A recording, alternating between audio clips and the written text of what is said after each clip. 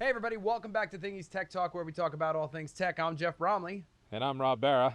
and today we're going to be talking a little bit more about iOS 14 and some of the features that we like in both iPadOS and for the new watch in watchOS.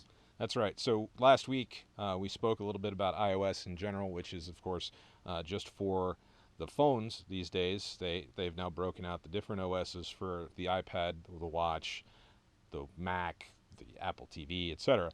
So there's a lot of neat new features that are coming specifically to the iPad, which take advantage of the tablet form factor, obviously.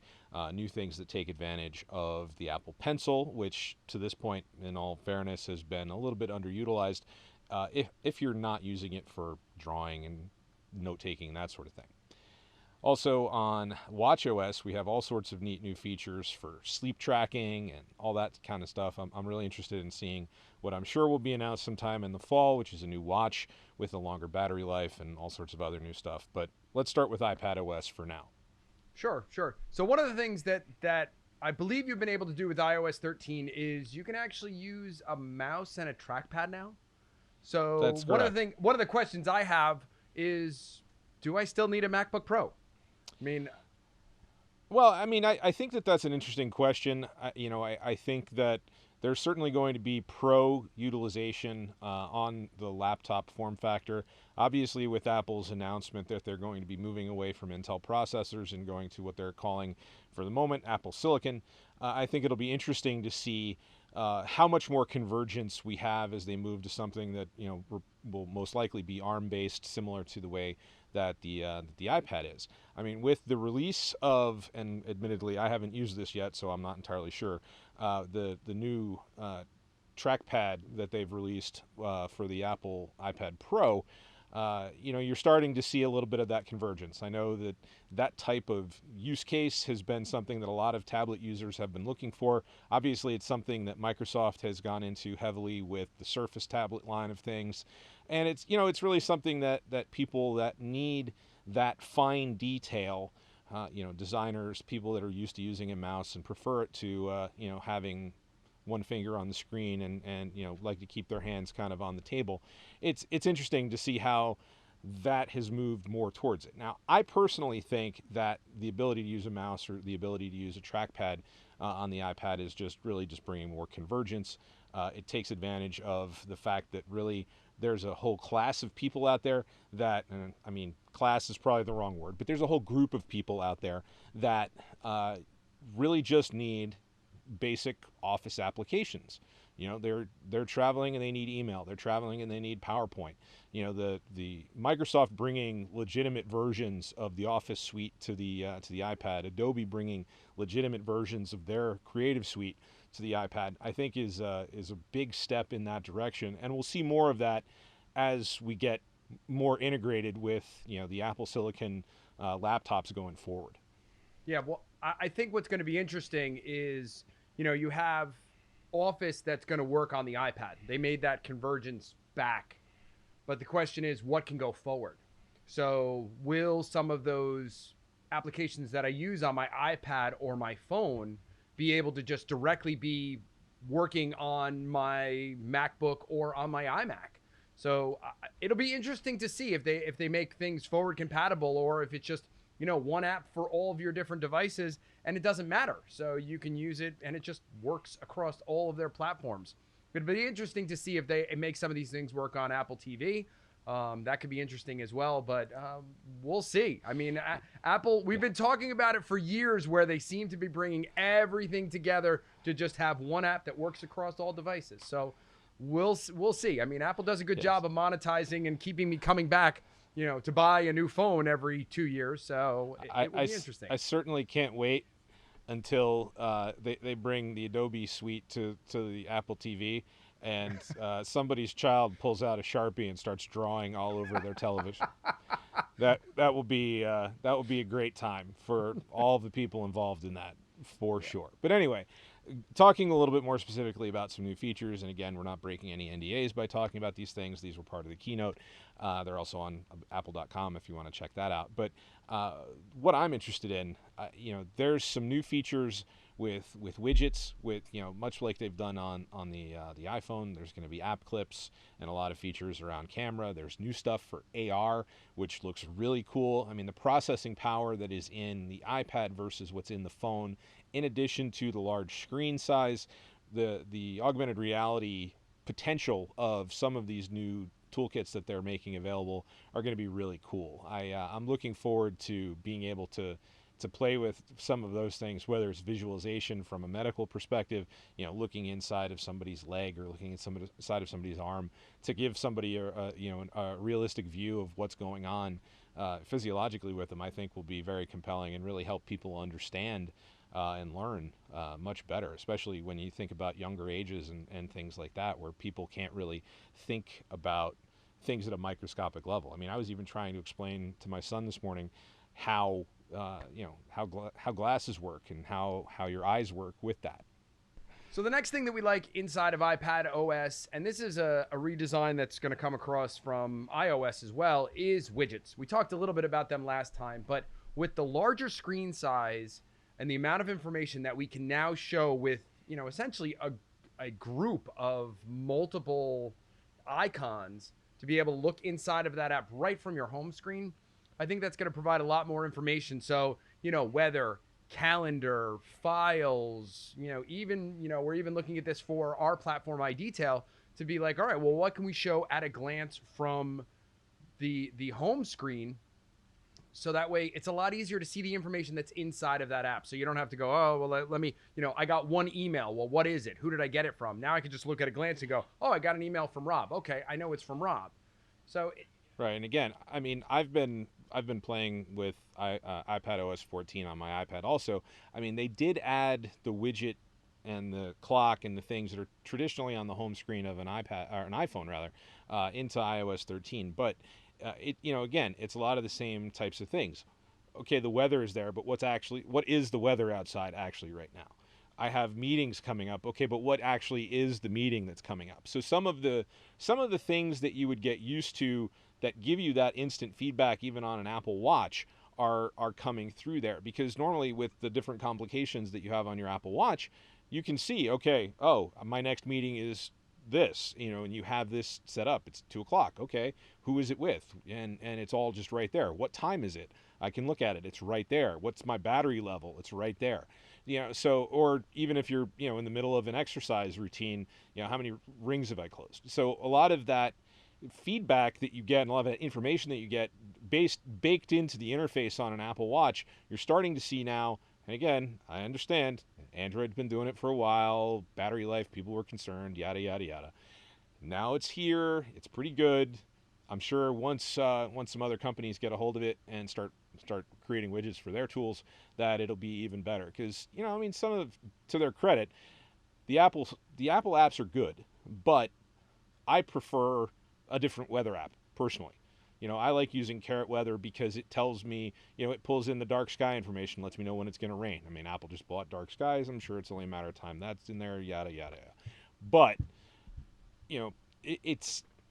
there are lots of things that I like about the way that other apps have improved a little bit on basic things. And once they have the opportunity to release their versions of the widgets, I'm really interested in seeing what some of those app providers do with their imagination and with their tool sets. So enough about iPadOS. Well, let's talk a little bit about some of the enhancements that they're going to be making. Can I say one more thing about iPadOS? All right, go ahead. Please. Sure. The other thing that I'm really excited about, and this is something that's going to be across all of iOS, I'm a big home automation user. I have installed lots of light switches and lamps and light bulbs and all this other stuff that I can talk to or use my phone to turn on and off. One of the things I thought that was very cool that's coming to HomeKit in iOS 14 is actually facial recognition. For people that you've added into the Photos app, if you're using a HomeKit-enabled camera at your front door or what have you, it'll actually be able to tell you who's ringing your doorbell, which I think is cool and scary all at the same time. Yeah, Again, there is a little weird factor in there. Now, don't get me wrong.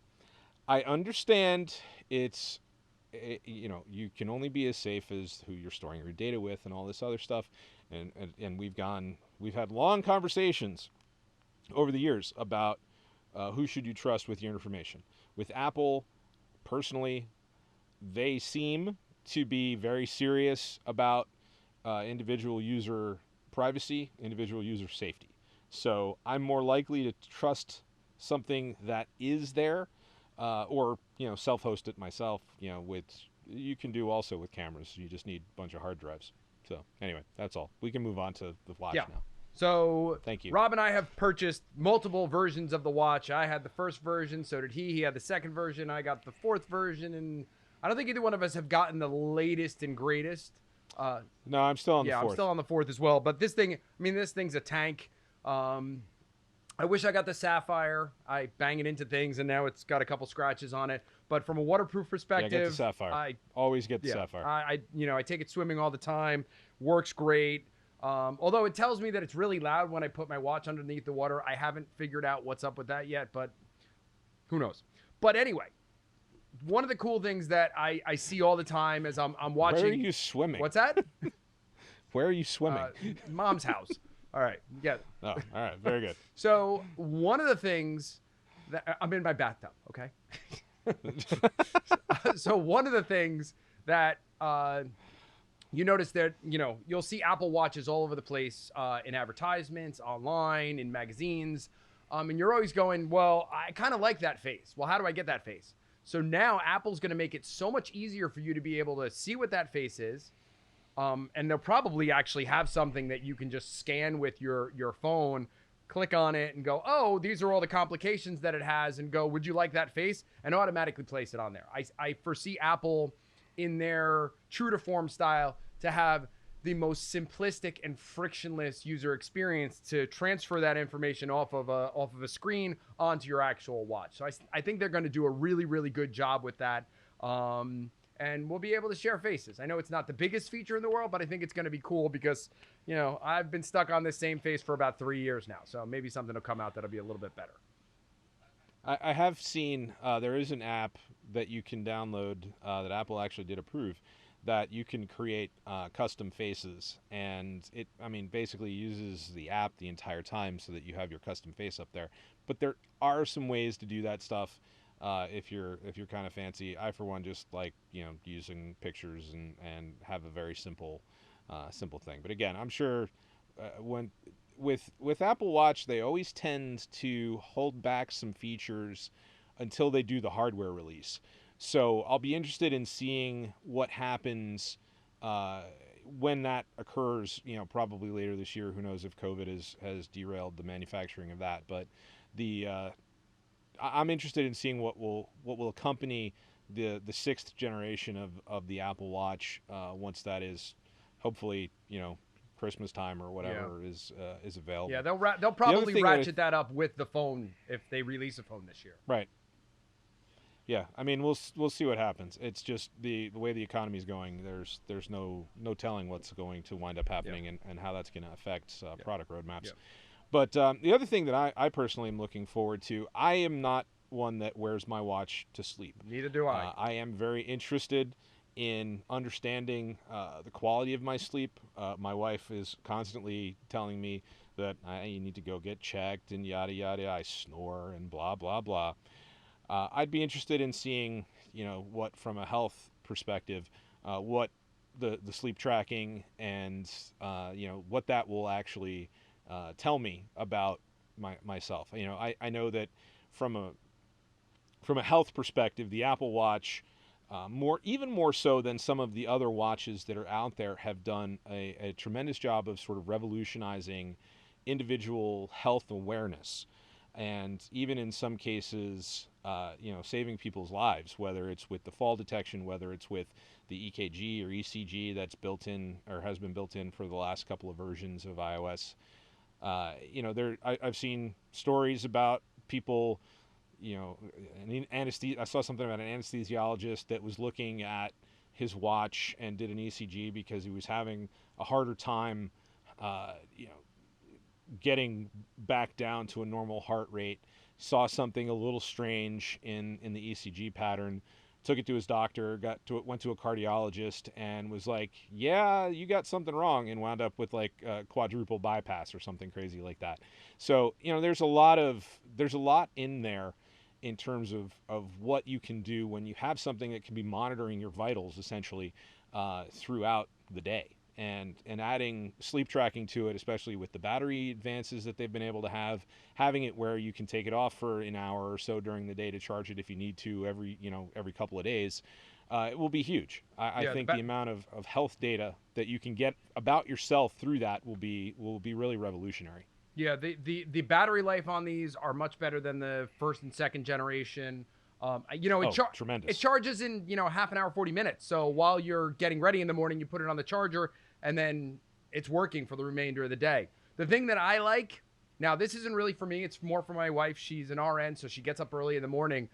They're actually going to have a Taptic Alarm now that just taps you on the wrist to wake you up, which I thought was going to be really cool. So rather than having an alarm that goes off, she could just wear a watch to bed. The watch is going to, tap her on the wrist gently to kind of wake her up out of slumber and potentially at the right point of her sleep cycles to make sure that she wakes correctly versus waking up tired. Abruptly? Yes, abruptly. Yes. Waking the entire house abruptly. You don't wake up with your wife to make her breakfast on those days when she has to get up? At 4:45 in the morning? Nope. Sorry. Not happening. And everybody, please give Jen an F in the chat for not getting breakfast from her hubby. So, and then last but not least, Apple, and I'm not sure whether they put this in at the last minute because of everything that's going on with COVID, or whether this was. I'm sure they did. Well, maybe nobody will know for sure, but it's still something that wearing a watch and knowing how long you should wash your hands for is going to be huge. So it's actually going to know when you put your hands down using the accelerometer. It's actually going to be able to listen for the water and listen for you making squishy sounds with your hands for the 30 seconds, and it'll know when you're moving and actually washing your 30 hands. 30 seconds. I thought it was only 20 seconds. Oh, I think they made it 30. Apple was like, no. They made it 30? Yeah, 30 sounds good. They have to go just a little bit more. But hey, right. I mean, it's like brushing your teeth. If you tell them 30 and they give you 20, you're winning. Much like with, especially with my children, brushing your teeth.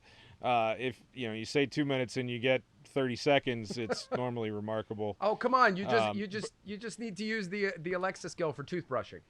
What I've been doing with my son, speaking of toothbrushing, I've been using the Pokemon Smile app with him. It actually works. He actually brushes his teeth. They're cleaner than they've been ever. This is my 8-year-old, which he's is that iPhone or is that iPhone? iPhone, yes. So it'll be a 2-minute timer. It does augmented reality. It actually watches you brush your teeth, and it tells you like which parts of your mouth to go on. We can do a whole nother. Wait, tech what talk on is it. the what is the name of it? I'm gonna get it right now. Hold on. It's called Pokemon Smile. Anyway, while Jeff is downloading Pokemon Smile, we're going to definitely have more things to talk about as new betas roll out and as the release of iOS 14, the whole suite, comes out later on this year. But that's all for today. For Thingee's Tech Talk, I'm Rob Barra. And I'm Jeff Bromley. And thanks for watching. Stay safe out there.